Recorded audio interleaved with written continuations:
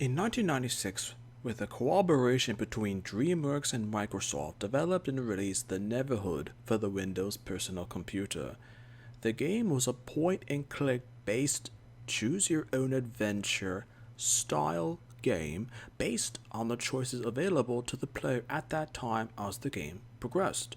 The game focused on Klaymen, who resided within the Neverhood, which was a landscape with various buildings and amenities suspended within an endless void.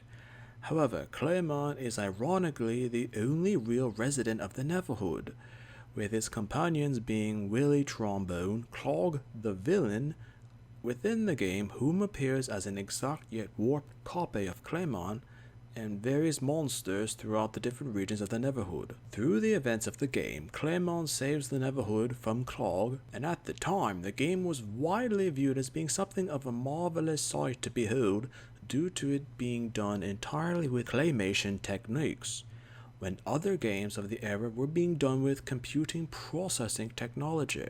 Soon after release, though the sales of the game were modest, there were never enough momentum or desires from sales or interest from gamers to technically make a sequel.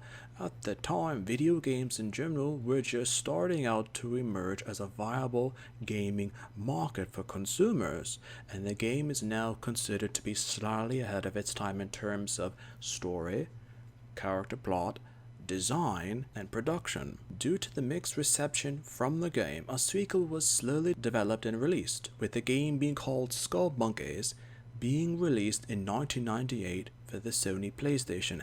However, unlike the Neverhood, Skull Monkeys would not be a point-and-click scenario choosing style game, but a platforming themed game which caught on in terms of popularity with gamers from the mid to late 1990s. A PlayStation port of the original Neverhood game was released in 1998, and during this release, the game received more exposure to fans and the fandom surrounding the game, and the appreciation for the various aspects made this sort of game, the Underhood, an underrated classic among gamers. In 2013, a spiritual successor to the Neverhood was released with Amricog, developed by members from the original team conceived, developed, and created the Neverhood.